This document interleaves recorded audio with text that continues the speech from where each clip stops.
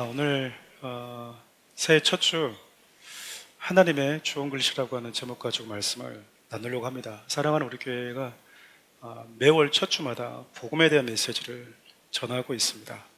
함께 우리가 나누고 있던 사도행전 강의는 아마 1월 중에 끝이 날 것 같은데요.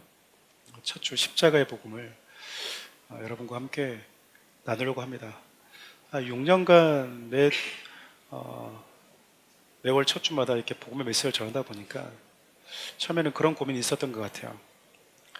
우리가 교회 오면 예수 그리스도의 복음을 들어야 되는데 교회 와서 유일하게 들을 수 있는 그 복음을 듣지 못한다면 무슨 의미가 있을까라고 하는 생각이 있어서 매달 첫째 주마다 하던 강의를 멈추고 복음을 전해야 되겠다라고 시작했는데 좀 망설이기도 했었어요. 왜냐하면 복음은 너무 단순하잖아요. 그리고 복음에 대한 메시지는 몇 번 전하고 나면 그 내용이 그 내용이거든요. 이거를 사랑하는 우리 교회 끝날 때까지 10년, 20년 동안 전할 수 있는 소수가 있을까? 그렇게 시작한 게 벌써 7년째인 것 같습니다. 그런데 늘 예수 그리스도의 사랑에 담겨져 있는 그분의 복음의 메시지를 전할 때마다 좀 특별히 조심을 합니다.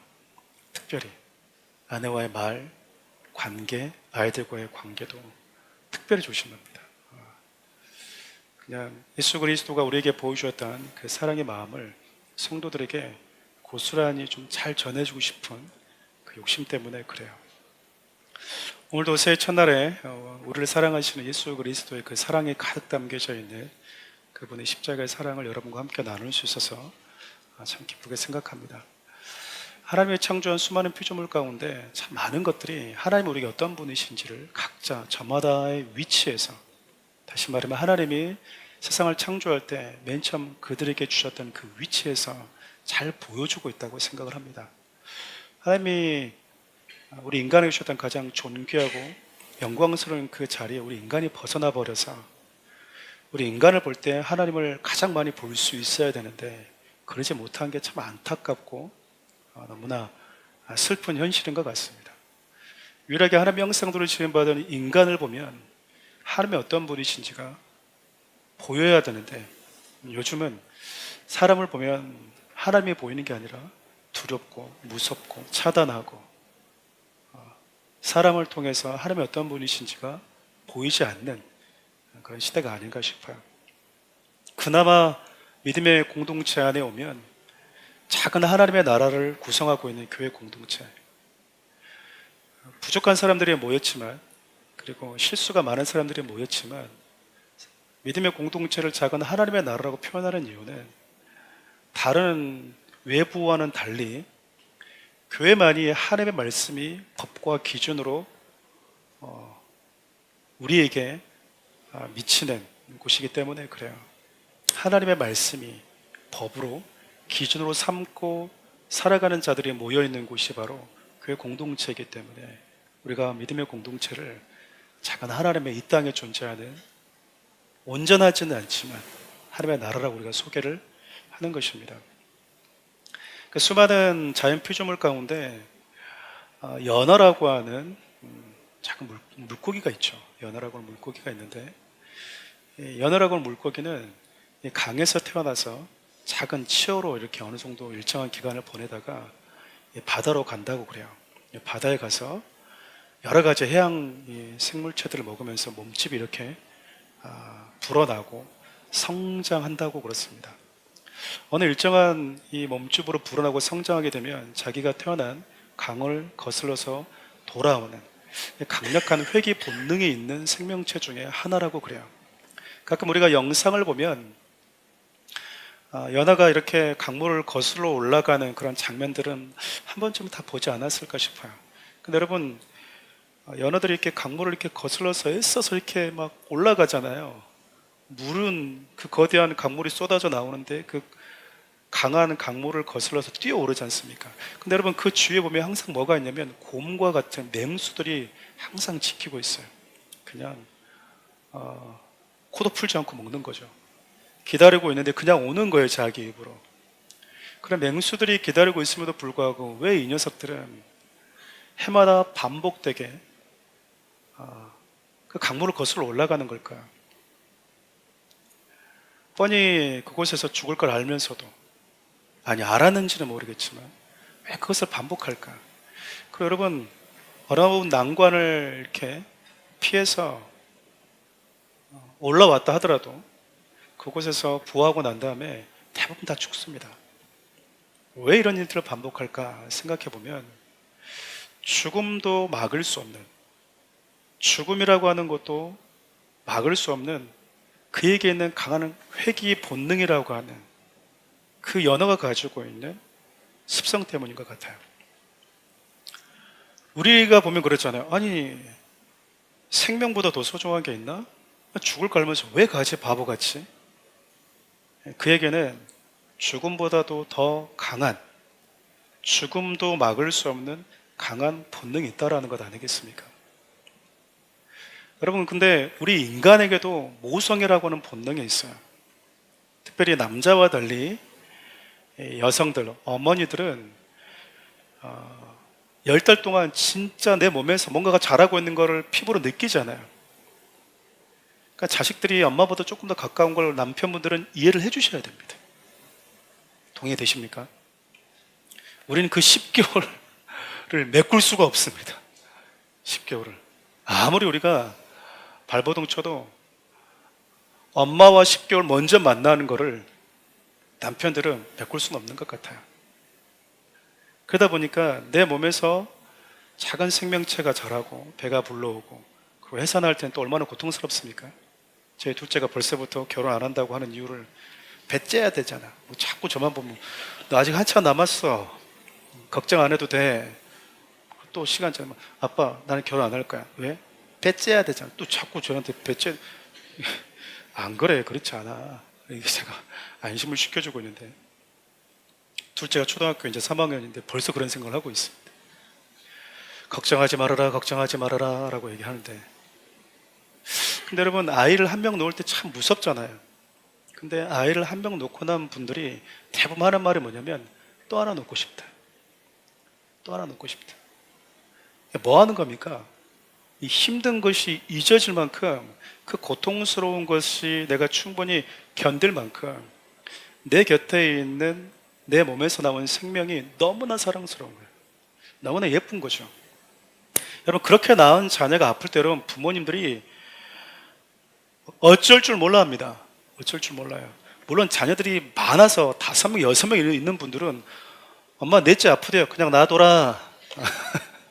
내버려 둬라. 감기 올라도 내버려 둬라. 그러다가 낫는다 라고 할 때가 많지만, 첫째를 키울 때는 어쩔 줄 몰라 하잖아요.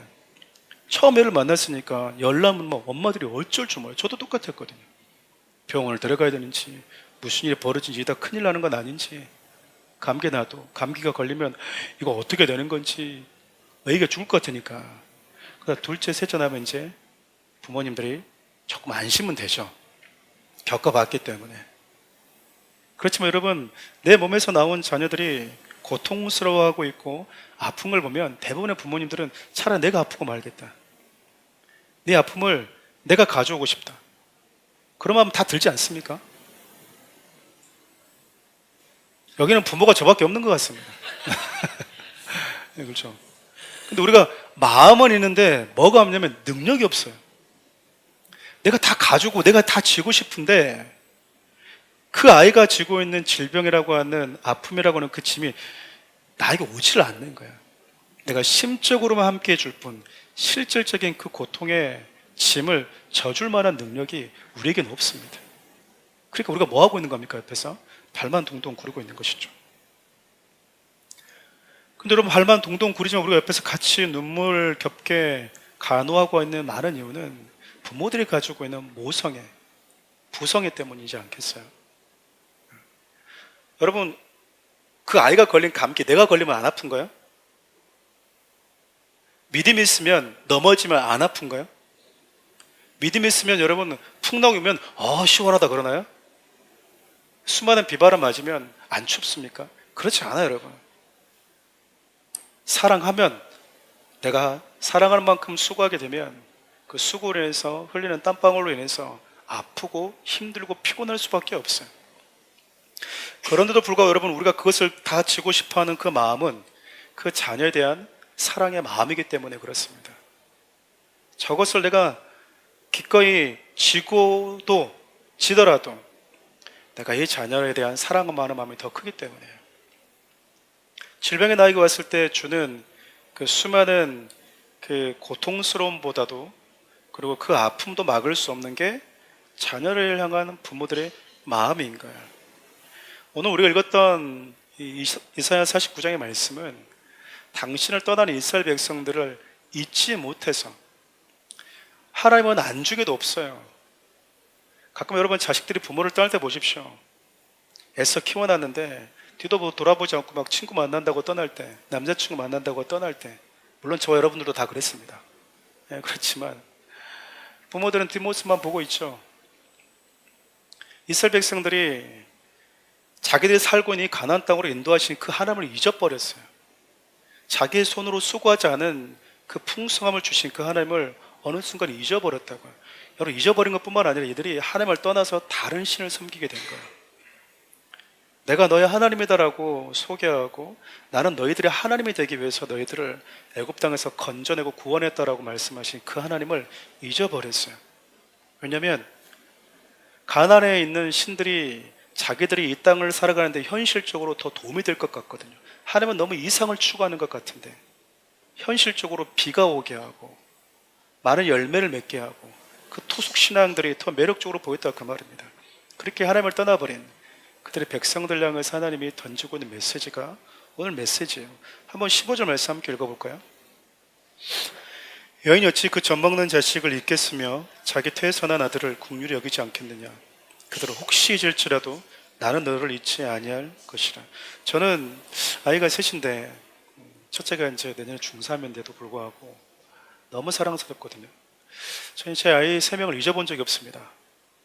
저희 성도님들 저를 위해서 기도해 줄 때 목사님 숙면 취하게끔 기도를 참 많이 해주시는데, 저는 저희 아이들과 함께 있으면서 숙면 취하는 거를 많이 포기했습니다. 왜냐면 여름에는 더우니까 이불을 이렇게 빼줘야 되고, 겨울에는 추우니까 항상 이불 차고 자는 아이들 이불 덮어주거든요. 제가 한번 세봤어요. 하루는 가장 많이 할 때가 한 12번? 11번? 적게 할 때가 4번이더라고요. 그러니까 새벽에 기도, 우리가 온라인 기도 끝나고 나서부터 제가 새벽 예배 갈 때까지 10번을 깨는 거예요.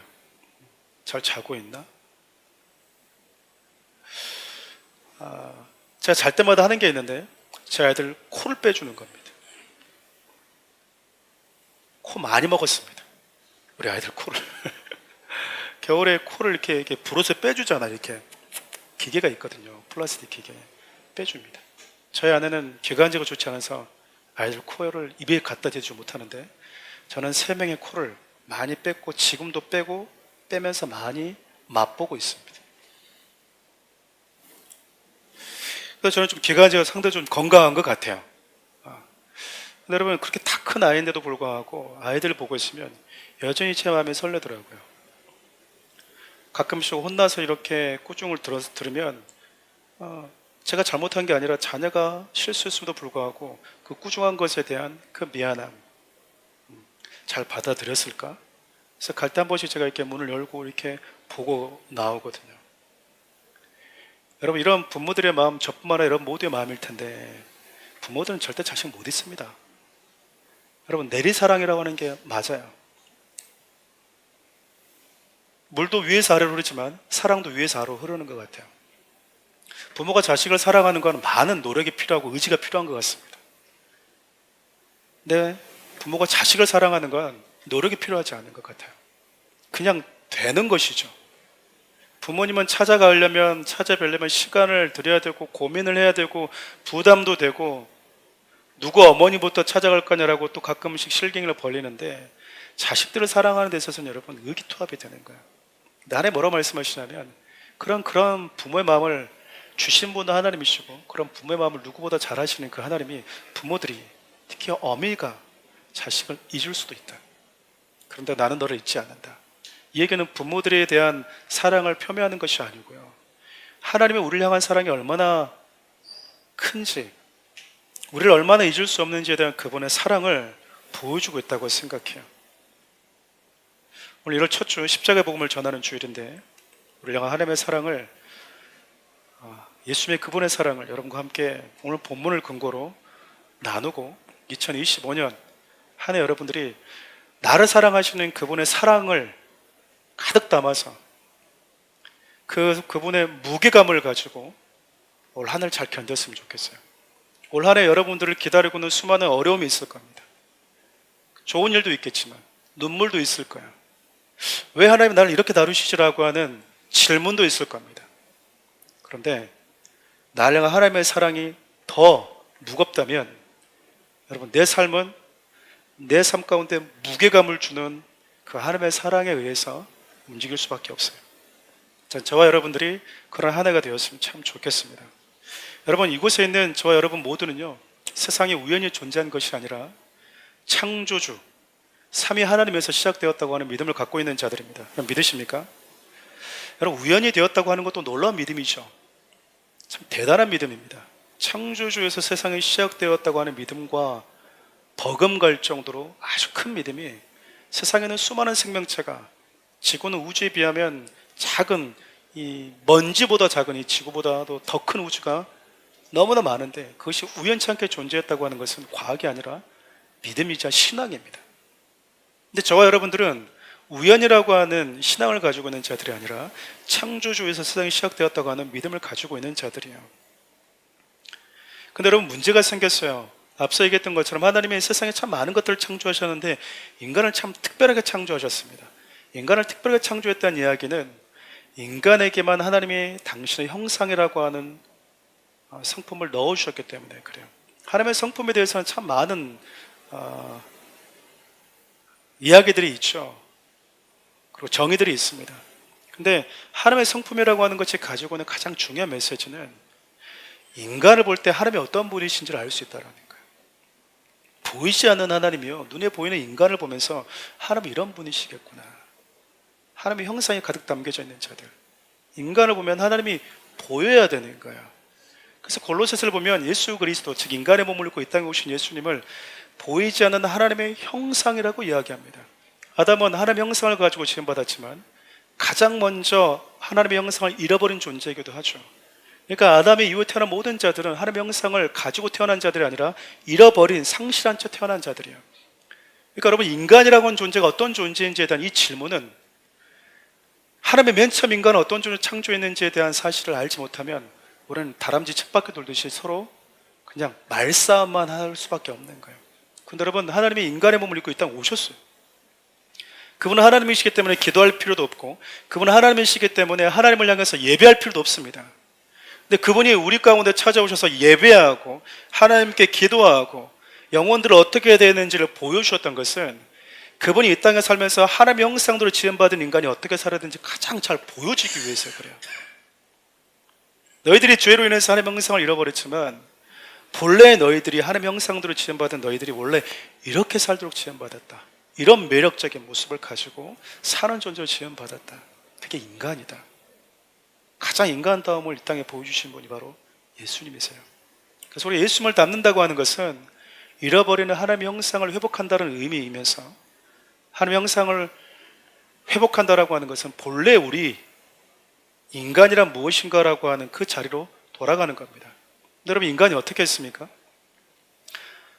세상 만물이 여러분 인간을 보고 두려워했고, 수많은 동물들의 이름을 인간이 지어줬다라는 게 뭔 뜻일까요? 다 하나님이 주신 인간의 권위 안에 있었다는 얘기거든요. 왜냐하면 동물들도 인간을 보니까 뭐가 보인 거예요?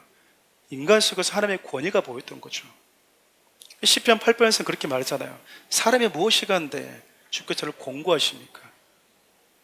종교관으로 씌우셨습니다. 근데 여러분, 범죄하면서 이게 다 사라져버렸어요. 하나님이 주신 그 자리, 하나님의 형상을 보여줘야 되는 가장 아름다운 그 자리에 있었던 인간이 하나님 없이 살아봐라, 왜 하나님이 있는 삶을 그렇게 고집하니, 하나님 없는 삶이 더 자유롭다. 여러분, 그런 사단의 유혹에 빠져서 인간이 뭐 해버리냐면 하나님 없이 살아보겠습니다라고 독립선언을 해버렸어요. 돌아온 탕자 이야기에 등장한 둘째 아들처럼 아버지 없는 삶이 더 좋을 거라고, 더 자유로울 거라고 판단하고 하나님을 떠나버린 것이죠. 여러분, 아버지를 떠나서 독립하면 훨씬 더 즐겁고 행복할 거라고 생각했습니다. 여러분, 그런데 인간이 하나님을 떠나면서부터 무슨 일이 벌어지냐면 자유가 주어진 게 아니라 죄와 죽음이라고 하는 것에 지배를 받게 돼요. 여러분, 자유는 내가 하고 싶은 대로 할 수 있는 게 아닙니다. 성경에서 말하는 자유는 진리가 너희를 자유케 한다라고 하는 건 인간이라고 하는 존재는 하나님이 아니라는 거예요. 인간은 자존하는 존재로 지음받은 게 아닙니다. 인간은 스스로 존재하는 자가 아니에요. 하나님을 창조한 게 아니라고요. 인간은 의존적인 존재로 지음을 받았습니다. 물고기에 여러분 물 없는 생명과 자유가 존재하나요? 물고기에서 여러분 어떻게 물 없는 자유가 존재할 수 있습니까?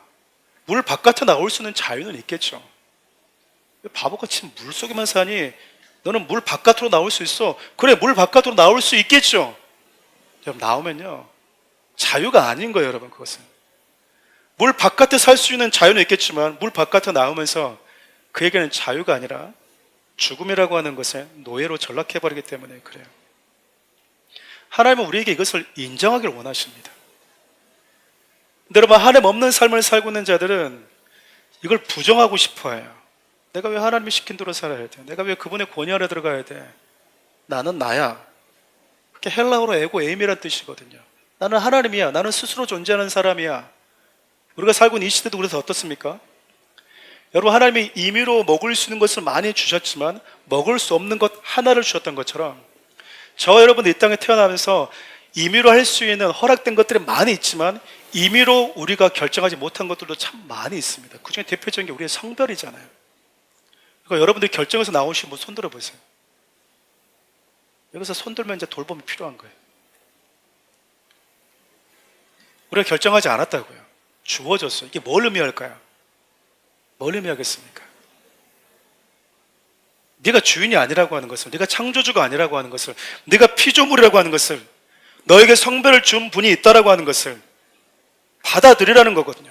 수용하라는 거거든요. 근데 지금 세상이 어떻게 가고 있습니까? 자기가 결정할 수 있대요. 내가 결정을 하겠대요. 인간이 여러분 그렇게 하나님 안에 존재할 수 있는, 존재하며 살아갈 수 있는 피조물로 지음받았는데 사단이 이것을 부정하게 만들죠. 거짓말을 너무나 잘합니다. 사단이 약간의 사실을 첨가시켜서 우리를 미혹하거든요. 그리고 하나님께 의존해서 살아가는 것을 되게 불만스럽게 생각합니다. 못난 자로 생각하게 만들어요. 포도나무의 가지가 포도나무에 붙어있지 않으면 살 수 없듯이 하나님의 말씀 가운데 그분 안에 거하지 않으면 살 수 없는 존재로 우리가 지음을 받았다라는 거예요. 근데 인간이 어떻게 했다고요? 하나님 없이 살 수 있다라고 여러분 독립선언을 했어요. 그게 죄입니다. 여러분, 인간이 하나님을 딱 떠나면서 스스로 독립선언하는 순간 무슨 일이 벌어지게 되냐면 그때부터 하나님이 불편해지기 시작하는 거예요. 하나님이 불편해져요. 그래서 뭐 했냐면 인간이 가장 먼저 한 것 중에 하나가 하나님을 피해서 숨었습니다. 우리 창세기 3장 8절부터 10절 말씀 함께 읽어볼까요? 그들이 그날 밤이 불 때 동산에 거니시는 여호와 하나님의 소리를 듣고 아담과 그의 아내가 여호와 하나님의 낯을 피하여 동산 나무 사이에 숨은지라. 여호와 하나님이 아담을 부르시며 그에게 이르시되 내가 어디 있느냐. 그때 내가 동산에서 하나님의 소리를 듣고 내가 벗었으므로 두려워하여 숨었나이다. 여러분, 범죄한 인간에게 나타난 자유라고 생각했는데 하나님 없는 삶을, 하나님 없는 세상을 꿈꾸면서 나왔는데 그런 인간에게 나타난 현상이 뭐라고요? 하나님이 부담스러워지는 거예요. 하나님의 얼굴 보는 게 불편한 거예요. 피해서 숨고 살고 싶은 자로 바뀝니다. 여러분, 우리가 시험 들면 가장 먼저 일어나는 일이 무슨 일인지 아세요? 그러니까 성경부터, 예배부터가 부담스러워져요. 말씀이 들리지가 않아요. 많은 사람들 여러분 예수님을 안 믿는 이유 중에 하나가 뭔지 아세요? 예수를 믿으면 그분이 내가 하고 싶은 걸 막을 것 같다라는 거예요. 내가 마음대로 하고 싶은데 막을 것 같다라는 거예요. 하지 못하는 게 많이 생길 거라고 하는 거. 내가 이거 하고 있으면 자꾸 옆에 와서 이렇게 지적질한다고 생각하는 거예요. 하나님에서 오해하고 있는 겁니다. 오히려 그렇게 살았던 사람들이 예수님 시대 때 바리새인과 서기관들 아니었습니까? 근데 그들이 보기에 예수님이 어땠어요? 너무 놀자 먹자예요. 예수님 잔치를 너무 좋아해. 먹는 걸 너무 좋아해. 마시는 걸 너무 좋아했어. 예수님 어디 있어? 모르겠는데요. 저기 잔치집에 한번 가봐라. 거기 여지없이 예수님이 계십니다. 포도주 마시면서 그리고 잔치하고 있었다고. 먹기를 탐하는 자다고 여러분 이런 말이 들릴 정도로 예수님이 너무 잘 놀았어요. 근데 당시 경건하게 살았던 사람, 이렇게 살면 안 되고 이렇게 살면 안 되고 하고 자기 나름대로 이렇게 펜스를 치고 살았던 바리새와 서기관들은 예수님의 모습이 이해가 안 되는 거예요. 너무 파격적이었으니까 저게 어떻게 하나님이야 라고 생각하지 않았겠습니까? 근데 지금도 세상에 많은 사람들이 예수를 믿으면, 하나님께 오면 여러 가지 불편한 일이 있다라고 생각하면서 예서 하나님을 거절하고 부정합니다. 바울의 표현을 빌리면 하나님의 살아계신 것이 만물에 가득한데 그들이 하나님을 부정한대요. 하나님이 없다고 한대요. 그래서 여러분 결국 인간이 하나님이 주신 가장 극한 기쁨이라고는 에덴에서 쫓겨나게 되죠. 하나님 없는 세상이 얼마나 저주스러운지 아담이 그제서야 깨닫습니다. 뒤늦게 깨닫게 돼요. 근데 여러분 더 큰 문제가 뭐냐면 다시 돌아갈 수 없다는 게 문제예요. 내가 나왔는데 하나님과 함께하는 삶이 너무나 자연스러웠는데 나오고 보니까 이게 아니었네. 본인 스스로가 알게 된 거예요. 내 안에 수치, 하늘을 피해서 숨고 있는 나를 보는 거예요. 돌아가고 싶은데 돌아갈 수 있는 힘과 능력이 자기에게 없어요. 하나님께 갈 수 있는 힘이 없다라고 하는 것은 그분이 나에게 오시기로 결정하냐, 가지 않겠다고 결정하냐, 그분의 선택에 따라서 저와 여러분들의 운명이 바뀐다는 뜻이기도 합니다. 근데 여러분, 하나님이 저와 여러분 곁으로 오시기로 결정을 하세요. 우리 창세기 3장 15절 말씀 함께 읽어볼까요? 내가 너로 여자와 원수가 되게 하고 내 후손도 여자의 후손과 원수가 되게 하리니 여자의 후손은 내 머리를 상하게 할 것이요 너는 그의 발꿈치를 상하게 할 것이니라. 하나님이 인간이 범죄한 그 순간부터 당신에게 올 수 없는 인간에게로 가서 그들을 구원하기로 결정을 하세요. 그리고 하나님이 뭐 하시냐면 무법으로 하시는 게 아닙니다. 우리 하나님을 좀 오해하고 있어요. 그냥 말씀으로 하면 되잖아요. 그냥 뭐하러 이렇게 내려오세요? 수고를 그렇게 하세요. 여러분, 하나님은 세상을 창조하실 때도 하나님이 가장 탁월하게 정원으로 만들 수 있는 힘이 있었어요. 네, 여러분, 하나님을 좀 아셔야 됩니다. 근데 하나님은요 그렇게 일하시지 않으세요. 왜 그렇게 하지 않으십니까? 그렇게 묻지 마십시오. 여러분만 선택할 수 있는 게 아니라 그분도 선택할 수 있어요. 근데 우리는 자꾸 내가 하나님 대신 좋은 선택, 탁월한 선택을 자꾸 해주려고 합니다. 여러분, 가끔 아이들이 이제 크게 되면 부모님들이 네 방 청소, 네 정리 네가 한번 해봐라고 얘기를 합니다. 여러분, 애들이 잘할까요? 엄마가 잘할까요? 엄마가 훨씬 잘합니다. 근데 또 엄마의, 부모들의 선택은 뭐죠? 자기 스스로 자기 방을 갖고 보도록 선택할 수 있도록 해주는 거예요. 하나님이 아담에게 세상을 정복해라, 다스려봐라. 하나님이 훨씬 더 잘합니다. 왜 대리통치를 세워놓습니까? 하나님은요, 그가 하나님이 만드신 정원을 갖고 볼 수 있도록 허락해 주세요. 하나님 말씀으로만 뚝딱 하시면 되잖아요. 근데 하나님이 정하신 법칙이 있거든요. 그 법칙 속에서 하나님을 떠난 자들을 하나님이 사랑하실 때 얼마나 많은 사랑의 수고가 필요한지, 사랑이라고 하는 것에 얼마나 많은 행동이 들어가고 얼마나 많은 눈물이 들어가는지 그들이 역사 속에서 자세하게 볼 수 있도록, 부정할 수 없이 볼 수 있도록 수많은 사건 속에서, 수많은 역사 속에서, 시간 속에서 하나님이 그렇게 말씀을 해놓으셨어요. 하나님이 당신이 정한 그 법칙을 그대로 우리 곁에 이제 오십니다. 이사야 7장 14절 말씀 함께 읽어볼까요? 그러면 주께서 친히 징조를 너에게 주실 것이라. 보라, 처녀가 잉태하여 아들을 낳을 것이요 그 이름을 임마누엘이라 하리라. 여러분, 임마누엘이라고 하는 것은 하나님이 우리 곁에 계신다, 우리 곁으로 오셨다는 뜻이잖아요. 하나님이 굳이 그렇게 하실 필요가 있을까요? 인간이 죄와 죽음 아래 지배받고 살든 죽어가든 말든 굳이 하나님이 나 몰라라 하지 않고 우리에게 오실 이유가 꼭 있었을까요? 근데 하나님이 그 선택을 하셨다 그 말입니다. 그냥 우리의 삶 가운데로 들어오기로 개입하셨다 그 말이에요. 예전에 한번 봤던 영상인데요. 우리 짧게 한번 이 영상을 좀 여러분과 좀 보면 좋겠어요. 드라마를 좋아하시는 분들은 많이 봤을 것 같은데 혹시 보지 않으신 분들 같이 한번 영상 한번 좀 준비해 주시면 좋겠는데 한번 2분짜리 영상을 같이 한번 좀 보면 좋겠습니다. 네. 보신 분들 계시겠지만 저 짤막한 장면이 저게 참 크게 오랫동안 여운을 주었습니다. 중전은 그냥 지나가면 됩니다. 개입하지 않았다고 해서 누가 중전에게 돌을 던질 수 있을까요? 그렇죠. 근데 이 중전이 어떻게 하냐면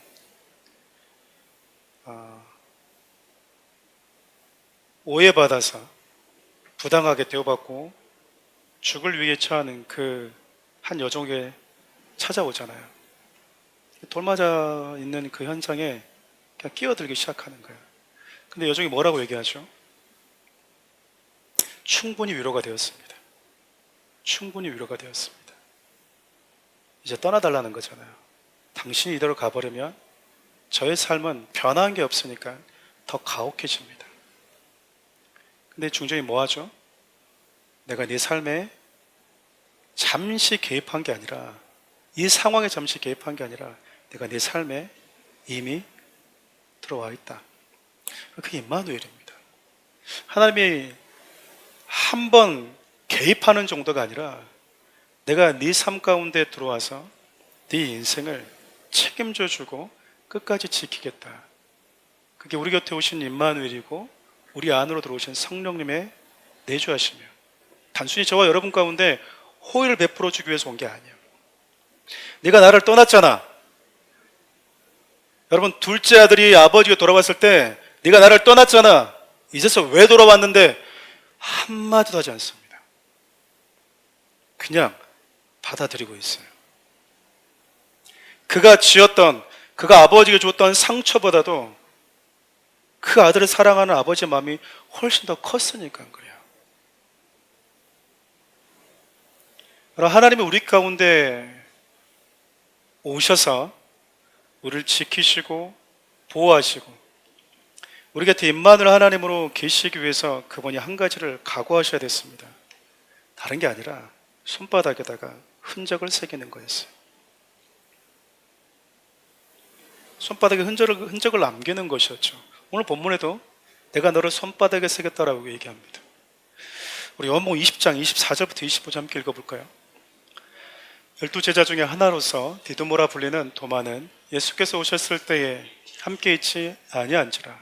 다른 제자들이 그에게 이르되 우리가 주를 보았노라 하니 도마가 이르되 내가 그의 손에 못자국을 보며 내 손가락을 그 못자국에 넣으며 내 손을 그 옆구리에 넣어보지 않고는 믿지 아니하겠노라 하니라. 인간의 몸을 입고 우리 가운데 오신 예수님의 손바닥에 못자국이 새겨져 있대요. 못자국이 누구를 위함입니까? 베드로전서 2장 24절 보면 예수님께서 우리 대신 친히 저주를 감당하셨대요. 여러분, 하나님께서 이스라엘 백성들에게 율법을 준 이유는 수많은 나라 가운데 정말 미천하고 작은 나라, 다른 열방이 눈여겨보지도 않은 그 작은 나라에 하늘의 기준, 하나님의 기준이 뭔지를 알려주신 거였거든요. 그 중에 나무에 달린 자는 저주받은 자라고 하는 거예요. 예수님이 뭐 하시냐면 나무 위에서 매달리십니다. 왜냐하면 저주받은 자를 대신해서 그 대속으로 감당하면 우리가 그 죄에서 자유로울 수 있다고 하는 것을 아셨기 때문에 그래요. 매달려 있어야만이 되기 때문에. 그래서 여러분, 죄인이 아님에도 불구하고 예수님이 죄인 취급받고 죽지 않아도 되는 분이 저와 여러분들 때문에 3일간 죽음을, 어둠을 경험하셨던 거예요. 여러분, 예수님께서 이 일을 행하실 때 참 여러 가지 위험 부담이 있었습니다. 여러 가지 위험 부담 중에 하나가 당신이 택했던 이스라엘하고 그 유대인들은 아직도 당신을 오해하고 있기 때문에 그래요. 어떻게 하나님이 구원자로 오신다는 분이 저주를 받을 수가 있어? 나무에 매달릴 수가 있어? 그들은 지금도 예수를 메시아로 믿지 않고 있거든요. 뿐만 아니라 여러분, 예수님께서 죄인처럼 죽으시고 못 박히심으로 인해서요, 그분 스스로는 내가 죄인들의 구원자다, 죄인들의 아버지다라고 하는 이 불명예스러운 좋은 글씨를 평생 안고 살아가야 됩니다. 왜 그렇게 하시는데요? 내가 저 죄인들의 구원자이고 저 죄인들의 아버지거든. 여러분, 하나님의 이름, 예수님의 이름이 뭔지 아십니까? 그분의 이름에 무슨 좋은 글씨가 새겨져 있을 것 같습니까? 그래, 오늘 회개했지만 내일 넘어질 수밖에 없는 가능성을 갖고 있는 너희들, 너희들 내가 아버지다. 오늘 그렇게 울고 불면서 하나님 다시는 그 결단이 무색해질 정도로 또 넘어지는, 그런데도 내 앞에 오면 하나님 용서해 주시다 말 한마디 하면 내가 기꺼이 너희들 용서해 주기를 원하는 그런 죄인된 연약한 너의 아버지다라고 하는 그 좋은 글씨를 하나님은 평생 안고 살기로 각오한 거예요, 여러분. 나무에 매달렸을 때 유대인들은 지금도 예수를 하나님을 믿지 않고 저주받은 자라고 하는 좋은 글씨, 그 강하게 새겨진 그 좋은 글씨 때문에 그 이면에 있는 예수 그리스도를 하나님으로 보지 못하고 있거든요. 1850년에 여러분 혹시 미국의 작가이죠, 더 세니얼이라고 하는 호손이라고 하는 그 작가가 썼던 장편 소설 중에 하나가 좋은 글씨가 있습니다. 혹시 읽어보신 분들 있을지 모르겠어요. 1995년도에는 게리 홀드만이라고 하는 남자 배우와 데미 무어가 영화로 만들어서 유명해지기도 했었죠. 그 내용이 이렇습니다. 간략하게 보면 17세기 말에 영국에서 온 이 헤스터라고 하는 데미 무어가 그 역할을 했죠. 그 여인, 아주 미모 여인입니다. 그 여인이 너무 예쁜데 가난해요.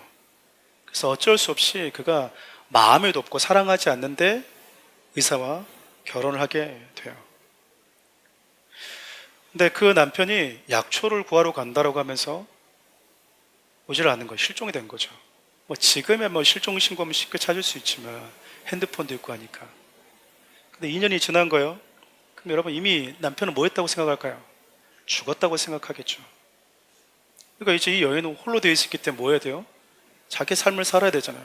근데 그 마을에 아주 존경받고 있던 딤스테일이라고 하는 이 목사님과 사랑하게 돼요.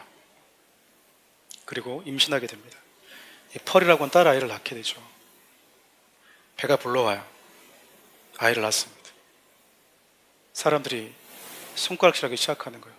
남편이 없는데 네가 어떻게 아이를 낳을 수 있어? 간통했구나. 그래서 여러분, 그녀의 몸에다가 어도틀리라고 하는 A, 대문자, 간통이라고 하는 A자를 새겨버렸어요. 근데 그 여인이 끝까지 자기의 이 아이의 아빠가 누군지 말하지 않습니다. 자기 때문에 존경받는 아이의 아빠의 목사님이 불명예스러워질까봐 끝까지 지켜요. 근데 여러분, 그걸 보고 있는 목사의 마음은 또 어땠을까요? 너무 괴로운 거예요. 자기 때문에 비난받고 손가락질 당하고 있는 스터라고 하는 그 여인이 너무 불쌍한 거예요. 그래서 몰래 자기 몸에도 여러분 또 A라고 하는 이 짐을 또 새깁니다. 근데 여러분, 2년 동안 실종됐다고 생각했던 남편이 돌아온 거예요. 이게 무슨 운명의 장난입니까? 소설이니까 그렇습니다. 네. 왔더니 여러분, 자기가 결혼했던 아내가 딸이 있어요. 분노하기 시작하죠. 내 아내가 낳은 딸의 아빠가 딤스테일 목사라고 한 걸 알게 돼요. 근데 여러분, 이 헤스터의 남편이 이 목사를 어떻게 괴롭혔냐면 사람한테 알리질 않습니다. 목사기 때문에 목사가 어떻게 처절하게 고통을 당하는지, 목사가 느낄 수 있는 고통 나는 알고 있어, 불어버릴 거야, 계속 여러분 이렇게 옆에서 그렇게 고통을 줬어요. 그리고 고통스러운 모습 보면서 이 희열을 느끼고 있는 거죠. 근데 이 목사님이 마지막에 영화가 어떻게 끝나냐면 자기 몸을 이렇게 탁 찢으면서 A라고 하는 글씨 있잖아요, 어드투어라고 하는. 그래서 자기도 얘기합니다. 저 헤스터의 낳은 아이의 아빠가 납니다. 커밍아웃을 하는 거죠. 근데 제가 여러분 그 영화를 봤어요. 사춘기 때 몰래 대면모가 좋아서. 근데 그때 제가 교회를 다녔는데도 불구하고 그 영화를 딱 보면서 제 마음속에 어떤 마음이 확 왔냐면, 그냥 좋은 글씨라고 하는 그 제목 자체가 제 마음에 너무 지금까지 남아있을 정도니까. 왜냐하면 십자가에서 죽으신 예수 그리스도, 그 십자가가 하나님의 좋은 글씨처럼 다가오는 거예요. 예수님께서 십자가에 못 박히심으로 손바닥에 새겨진 그 못자국에 저와 여러분들의 를 위한 당신의 몸에 새긴 좋은 글씨처럼 다가온 거죠. 물과 피를 쏟으신 그분의 옆구리의 창자국도 마찬가지고, 머리에 쓰신 그 고통스러운 가시관도. 2025년 사랑하는 우리 교회의 표가 예수의 흔적을 가진 자입니다. 성령님에 사로잡혀서 그리스도 흔적을 한가득 안고 살아보는 한 해가 되었으면 좋겠다. 그런 바람으로 이 주제를 정하게 되었거든요. 근데 여러분, 우리가 예수님을 위한 흔적을 가지기 전에 예수님께서 먼저 저와 여러분들 위해서 당신의 몸에 수많은 흔적들이 새겨졌다고 하는 것, 여러분 기억하셔야 됩니다. 손바닥에 새겨진 못자국뿐만 아니라 옆구리의 창자국, 머리 씌워진 가시관, 등이 만신창이 될 정도로 뜯겨져 나간 채찍 자국들. 한마디로 예수님은 머리부터 발끝까지 저와 여러분들을 향한, 저와 여러분들을 구원하기 위한 그 대속의 값이 얼마나 무거운지에 대한 그 흔적을 온몸에 가득 안고 사셨던 분이에요. 좋은 글씨라고 하는 그 마지막 영화의 장면이 좋은 글씨를 안고 힘겹게 살아가고 있는, 수많은 비난을 겪고 살아가고 있는 그 여인을 위해서 자기의 몸에 좋은 글씨를 새기면서 커밍아웃 하면서 여러분 영화가 마무리됐거든요.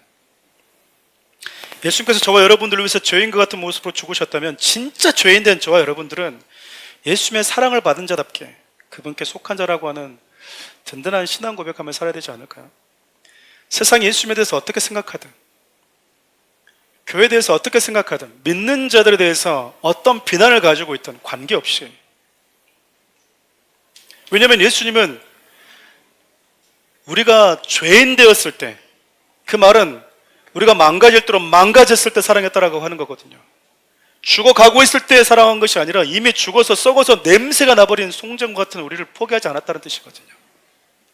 다 포기하고 있을 때 유일하게 포기 못했던 그분의 사랑 때문에 저 여러분을 존재하는 것이거든요. 말씀 마무리하려고 합니다. 예전에 여러분과 한 차례 나눈 적이 있는 예화를 하나 소개하고 말씀 마무리하려고 그래요. 어떤 날에 여러분 온 나라를 들썩이는 이 극악무도한 살인마가 있었습니다. 결국 잡히게 되었고 독방에서 생활하게 돼요. 당연히 형벌은 사형이었습니다. 죽을 날만 기다리고 있어요. 아무도 여러분 그를 찾아오지 않습니다. 면회? 그에겐 사치스러운 거였죠. 근데 갑자기 간수가 자기 방문을 열더니 최수번호 몇 번, 면회, 이렇게 얘기하는 거예요. 자기를 면회 올 사람이 없거든요.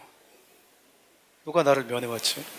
간수를 따라서 면회 장소로 가고 있어요. 생각이 안 나요. 누가 나를 찾아올 수 있지? 죽을 날만 기다리고 있는 나를. 근데 가보니 자기 어머니, 늙은 노모가 자기 앞에 서 있는 거예요.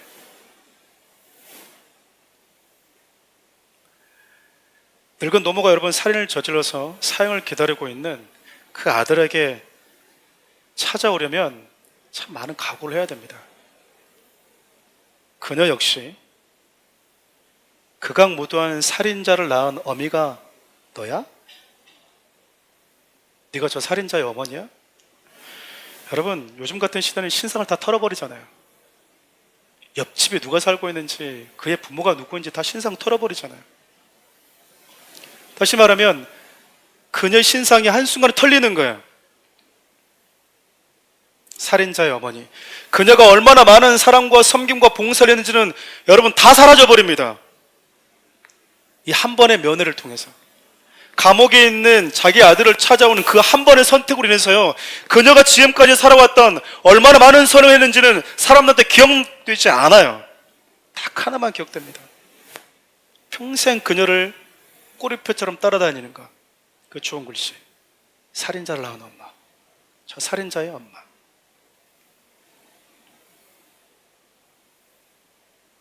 단지 여러분 그 살인을 저질렀던 그 친구가 어머니라고 하는 그 이유로, 그 아들 얼굴 한번 보고 싶어서 감옥에 찾아갔다라고 하는 그 이유 하나 때문에 어머니는 그 수많은 좋은 글씨를 죽을 때까지 꼬리표를 달고 살아야 되는 거예요. 이제 이 노모는 면회가 끝나고 나면 사람들에게 손가락질 받을 일만 남았습니다. 우리 옆집에 살고 있는 그 착해 보이는 그 노모가 그 살인자의 엄마래. 우리 이사 갈까? 예수님께서 저와 죽음의 저주 아래에 있는 우리를 찾아오셨고요. 십자가를 지시면서 그분에게도 좋은 글씨 하나가 새겨졌습니다. 바로 죄인들의 아버지라고 하는 좋은 글씨예요.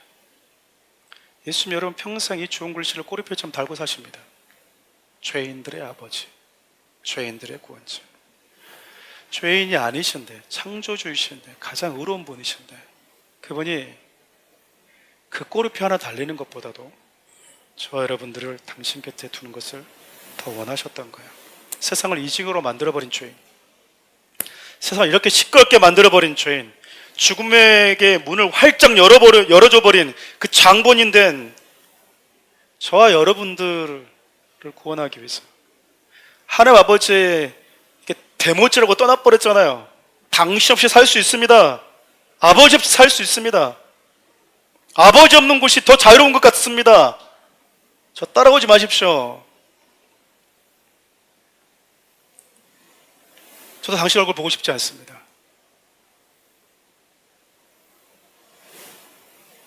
근데 하나님이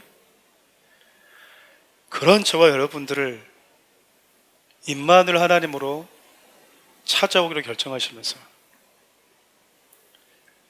그분이 평생 죄인들의 아버지라고 하는 좋은 글씨 안고 살게 되었고 지금도 그렇게 살고 계십니다. 지금 저 여러분들 전도할 때 어떻게 전도하신지 아시죠? 예수님 죄인은 구원하러 오셨습니다. 좋은 말인 것 같죠? 뭔 말인지 아시겠습니까? 우린 좋은 것 같지만 하나님에게 죄를 붙인다고요? 그 말은 예수님은 죄인들의 아버지이십니다. 하나님은 죄인들의 아버지이십니다라는 말이잖아요. 근데 우리 주님은 그 좋은 글씨를 자랑스럽게 여기신다라는 겁니다. 사랑하는 우리 성도 여러분, 2025년 한 해를 시작하면서 앞서 얘기했던 것처럼 여러분의 아프게 하는 일들이 기다리고 있을 수 있습니다. 우리 이 땅을 살고 있다고 하는 것, 우리 인생 가운데 삶이 남아있다고 하는 것은 즐거운 일만 있는 것이 아니라 눈물 흘릴 일, 웃을만 있는 것이 아니라 슬픔도 우리를 기다리고 있다고 하는 것이거든요. 슬픔과 눈물이 없는 곳은 이 땅이 아니라 저 위에 있어요. 근데 여러분 이 땅이 아주 짧기 때문에 이 땅의 삶 참 귀합니다. 소중한 시간이에요. 가고 싶지 않아도 여러분 좀 있으면 갑니다. 좀 있으면 여러분 울지 않아도 되고요. 아프지 않은 곳 갑니다. 이 땅에 있으면서 여러분 죄인들의 아버지라고 하는 그 좋은 글씨 안고 평생 살아가는 거 부끄러워하지 않았던 그 하나님, 그 예수님, 그분 때문에 울어볼 수 있는 시간은 이 땅밖에 없어요. 죄인된 너의 아버지다라고 하는 그 예수님을 위해서 내 몸에 수많은 흔적들, 아픔, 슬픔, 고통을 느껴볼 수 있는 시간도 다 여기밖에 없습니다. 피하려고 하지 마십시오. 아파하시면 되죠. 눈물 흘리면 되지 않습니까? 예수님 이 땅에 오셔서 하나님이심에도 불구하고 참 많이 우셨습니다. 피곤하셨습니다. 나사로야 나오너라 하면은 잠시 뒤에 나올 걸 알고 있는 유일한 분이 그 현재 시간을 살고 있는 우리 때문에 슬퍼하는 우리와 함께 눈물 흘리시는 분이 우리가 사랑하는 예수님이시거든요. 사랑하는 우리 성도 여러분, 여러분에게 주어진, 여러분 받은 그 사랑의 무게감을 가득 안고 2025년을 넉넉히 이기십시오. 아니, 여러분 남은 인생을 평생 넉넉히 이길 수 있습니다. 그리고 여러분의 인생에도 나를 사랑하셔서 평생 죄인들의 아버지라고 하는 좋은 글씨 안고 살아가는 그분을 위해서 주님을 사랑하는 또 하나의 여러분만의 주님을 향한 좋은 글씨 하나 아름답게 새겨보는 한 해도 되었으면 참 좋겠어요. 요즘 이 찬양을 좀 주님께 올려드리고 기도하며 나갔으면 좋겠습니다.